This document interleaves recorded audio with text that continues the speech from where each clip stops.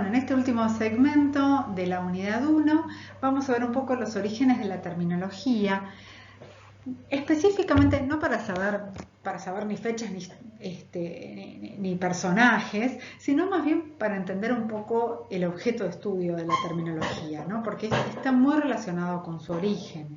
Fíjense que en el siglo XVIII y en el siglo XIX son los científicos los que empiezan a manifestar la necesidad de disponer de reglas de formación de términos, ¿sí? En las áreas, justamente en esta área de la química o de la botánica y la zoología, donde se empezaban a hacer descubrimientos de diversos temas y también desde diversos enfoques y puntos de vista y con orientaciones muy diferentes, y de alguna manera necesitaban sistematizar todo este bagaje de información nueva que empezaba a surgir.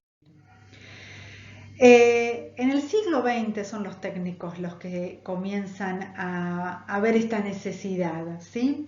El siglo XX ve un progreso acelerado de la técnica y la tecnología y que se empieza a desarrollar muy rápido, ¿sí? Empieza a acelerarse este desarrollo. Entonces los nuevos conceptos no llegaban a tener denominaciones óptimas. Un poco estos entonces empieza a surgir esta necesidad desde el lado de la técnica, como yo les había dicho al principio, son los técnicos los que necesitan un método que les permita justamente formalizar todas estas nuevas denominaciones en torno a nuevos conceptos que iban surgiendo. Entonces, desde el campo de la ingeniería aparece el austríaco Eugen Büster, que se considera el fundador de la terminología moderna y el principal representante de la escuela de Viena, ¿sí? La escuela de Viena es una de las primeras en impartir formación terminológica. De hecho, es con la primera que tuvimos contacto allá por 1997. Esto se replica en otros lugares, como sucede en Rusia. Y Estados Unidos, si bien no trabaja mucho la terminología, de hecho no fue su fuerte, sí se desarrolla mucho la lingüística y también se desarrolla en torno a lo que sería la terminología, la normalización. Sí empiezan a tener un desarrollo importante en lo que es la normalización de procesos y productos. Entonces, básicamente podemos decir que la terminología tiene como sus orígenes en 1930 a 1960. Por eso yo les decía que es una ciencia, una disciplina relativamente joven, ¿sí? De 1930 a 1960, entonces se pone a punto el método de trabajo terminológico que empieza a tener en cuenta este carácter sistemático de los términos, o sea, el trabajo con los sistemas de conceptos. De 1960 a 1975 se empiezan a desarrollar los sistemas informáticos y las técnicas de documentación y comienzan los primeros bancos de datos, que eran una cosa realmente muy pesada y difícil de acceder. Y los trabajos terminológicos tienen su desarrollo dentro de lo que sería el marco de la normalización de las lenguas. De 1975 a 1985 se dice que es la eclosión, porque empiezan a proliferar los proyectos de planificación lingüística, los proyectos terminológicos, ya en miras a el tratamiento de datos, ¿sí? En el mundo la informática estaba teniendo un gran progreso. Siempre estamos mirando al mundo, ¿sí? Nosotros vamos a llegar un poquito después, porque en este momento, entre el 75 y el 85, teníamos problemas más graves. Bien. La extensión y la ampliación de la terminología se dan entre 1985 y 1995 y este es el momento en que se empieza, la informática se desarrolló muchísimo también en el mundo y hace que se impulsen los grandes cambios que tienen que ver con estas grandes bases de datos y la industria del lenguaje. De hecho, en esta época se consolida también la cooperación internacional, es decir, se crean las grandes redes internacionales terminológicas Después esto va a quedar en muy poquitas redes, es algo que necesita mucho impulso. Pero bueno, en este momento donde la industria del lenguaje tiene una gran visibilidad, si ustedes hacen según la edad que tengan, si tienen mi edad, van a ver que en esta época se impulsaba mucho el estudio de idiomas, de todos los idiomas, con enfoque obviamente en el inglés, ¿no? Y desde 1995 hasta la fecha, podemos decir, se da lo que se llama diversificación. Esto significa que en esta época empiezan a aparecer otras escuelas terminológicas, otros enfoques de la terminología que no eran, o sea, que se empiezan a oponer a los postulados del pobre Buster, que se había quedado con la, obviamente que para esta época pobre Buster ya estaba muerto, pero sus seguidores, que son los de la escuela de Viena, dentro de ellos tenemos a Heribert Pitts, que la verdad que fue un terminólogo muy prolífico y una persona encantadora. Yo lo conocí personalmente, vino a darnos unos cursos a Buenos Aires, hablaba perfecto español y trabajaba y tenía su mayor enfoque era el trabajo conceptual, o sea, él analizaba mucho al concepto como objeto y lo trabajaba desde muchos aspectos. Lo que sucede en esta época es que empiezan a aparecer otros enfoques justamente que se alejan del concepto en sí y empiezan a mirar al concepto desde otros puntos de vista, no solo desde este enfoque tan técnico que tenía tanto Buster como Heribert Pitts.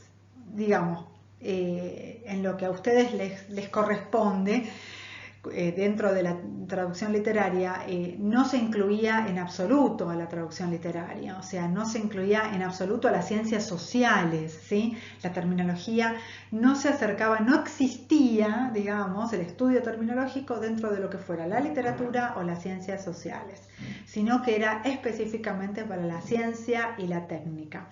Porque, como van a leer después un poco en la teoría general de la terminología, estaba orientada específicamente a los conceptos dentro de estas áreas y con el objetivo de normalizar estas nociones. Una situación que no era necesaria según estos autores dentro de las áreas, dentro de la literatura o dentro de las ciencias sociales que tenían otros objetivos en mente. Entonces tenemos como primera escuela la teoría general de la terminología de mano, digamos, de mano de la escuela de Viena, de mano de Buster y de mano de Heribert Pitts, donde la idea es normalizar términos y nociones.